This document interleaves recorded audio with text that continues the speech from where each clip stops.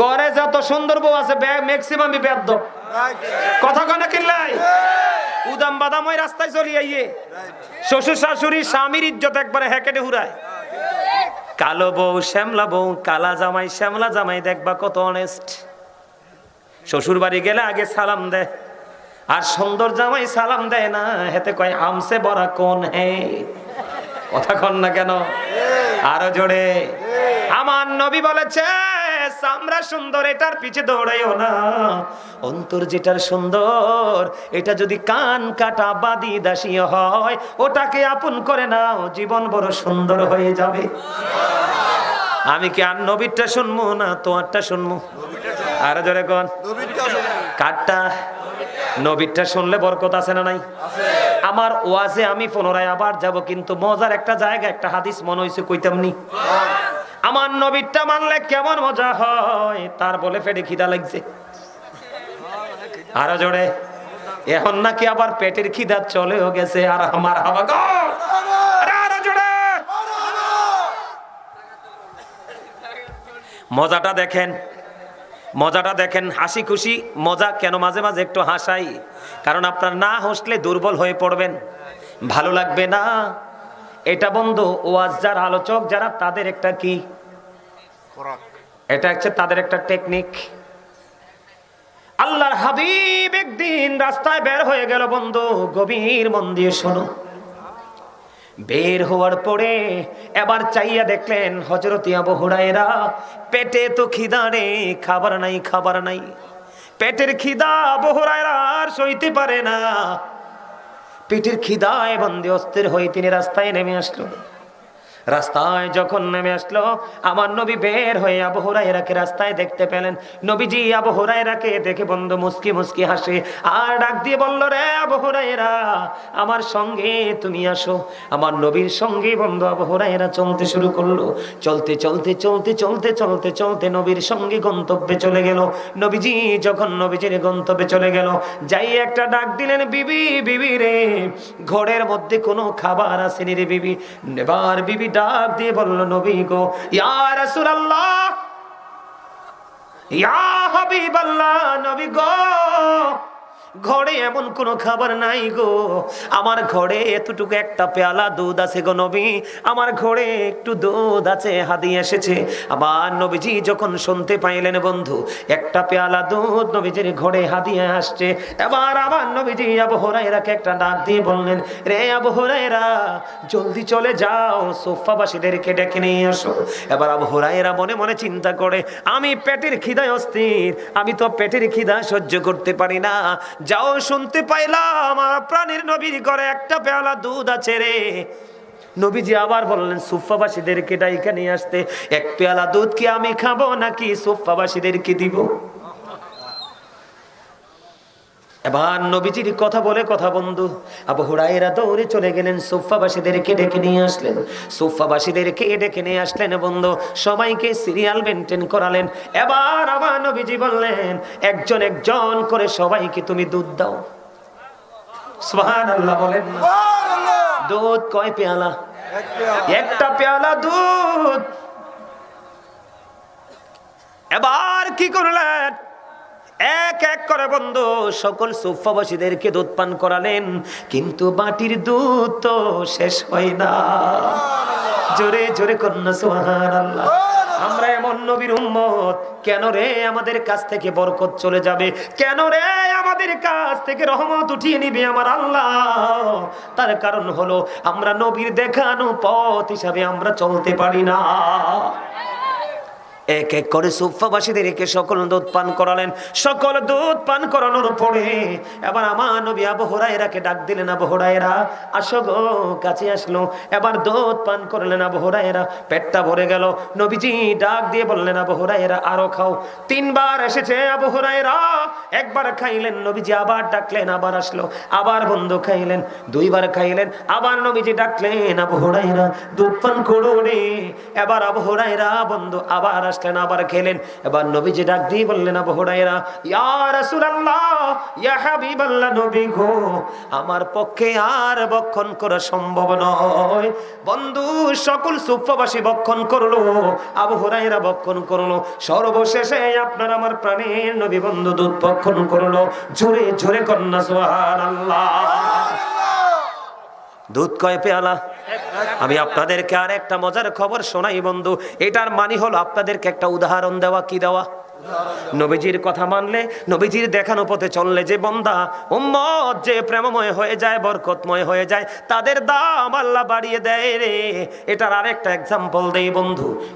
খন্দকের যুদ্ধের নাম শুনছেন না আপনারা?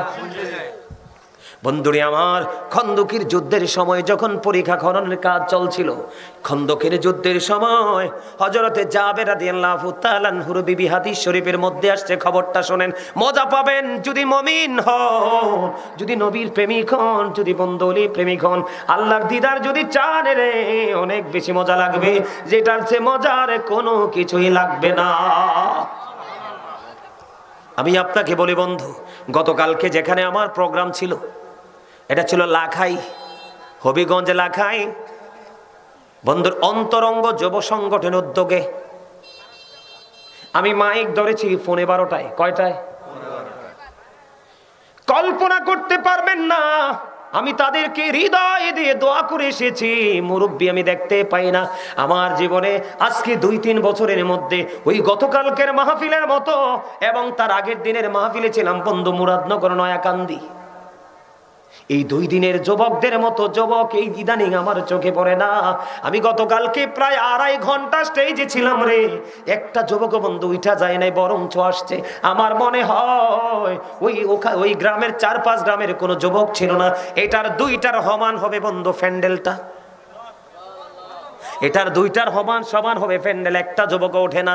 এরা বলে হুজুর সারা রাত আলোচনা করেন, শুনবো গো। আমি আশ্চর্য হয়ে গেলাম যে ওই যুবকগুলোকে দেখে আমার হৃদয় আমি একটু আশ্বস্ত হলাম।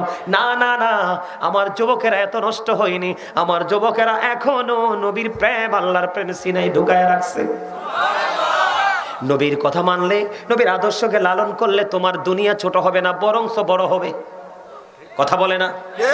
নবীকে মানলে কি কার কেউ ছোট হয়? তার পজিশন, তার মর্যাদা বাড়তে থাকে, ইনকামে বরকত দেয়, সন্তানগুলো মানুষের মতো মানুষ হয়।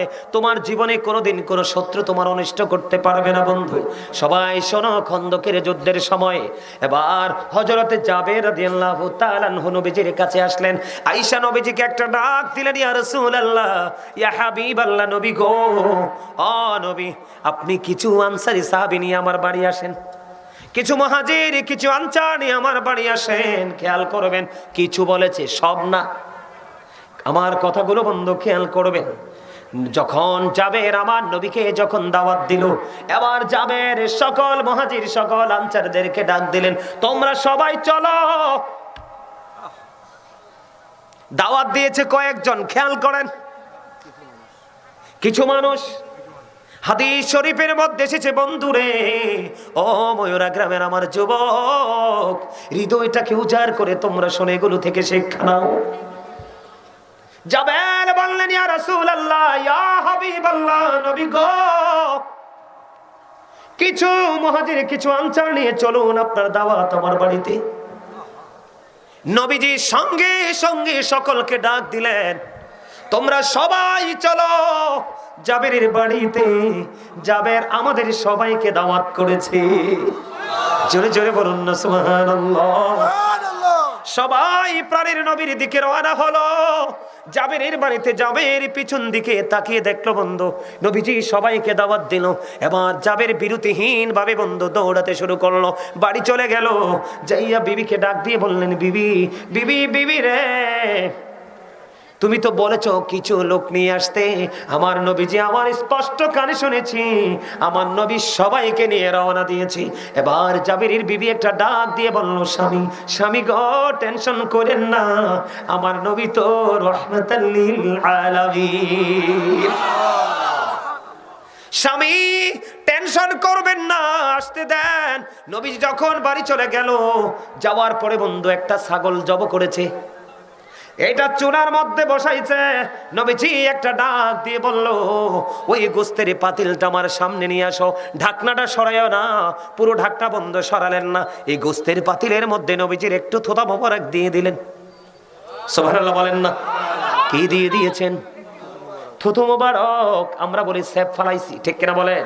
কিন্তু নবীরটাকে এভাবে বলা যায় না, কারণ নবীজি যখন থুতু মোবারক নিক্ষেপ করত, সাহাবীরা অধীর আগ্রহে বসে থাকতো। আমার নবীজির থুতু মোবারক বন্ধ তারা হাতে নিয়ে মুখের মধ্যে মেসেজ করে দিত, সঙ্গে সঙ্গে তাদের স্কিনটা সিল্ক হয়ে যেত। থুতু মোবারক তো অনেক উপরের। নবীজির প্রস্রাব মোবারক বক্ষণ করলো মেয়ামুন। নবীজি দুনিয়ায় তাকে জান্নাতি বলে ঘোষণা দিয়ে গেছে। জোরে জোরে কন্যা সুবহানাল্লাহ। বন্ধু শুধু তাই নয়, উহুদের ময়দানে যখন নবীজির দান্দান মোবারক শহীদ হলো, হযরতে মালিক বিন সিনান দেখে বন্ধু সহ্য করতে পারলো না। আমার নবীজির রক্ত মোবারক বন্ধু চুষতে শুরু করলো। নবীজি ডাক দিয়ে বলল, হে মালিক বিন সিনান, রক্ত বক্ষণ করো না, জমিনে ফেলাই দাও। মালিক বিন সিনান একটা ডাক দিয়ে বললেন, ইয়া রাসূলুল্লাহ, ইয়া হাবিবাল্লাহ, নবী গো, আমি আল্লাহর ইজ্জতের কসম করে বলছি গো নবী, আপনার একটা ফোঁটা রক্ত আমি উহুদের জমিনে পড়তে দেব না। বলে বন্ধু বক্ষণ করতে শুরু করলেন। নবীজির ওই পবিত্র জিসিম মোবারক থেকে রক্ত মোবারক বন্ধ বের হচ্ছে, খাইতে শুরু করলো। খাইতে খাইতে খাইতে খাইতে বন্ধু নবীজির শেষ রক্তের ফোঁটা মোবারক চষে তিনি শেষ করে ফেললো। গোটা পৃথিবীকে নবীজি ডাক দিয়ে জানিয়ে গেছে, রে ও আমার পৃথিবীর উম্মতেরা, দুনিয়ায় যদি কোনো জান্নাতি মানুষ দেখতে চাও রে, তাহলে এই মালিক বিন সিনানকে দেখে নাও। সে নবী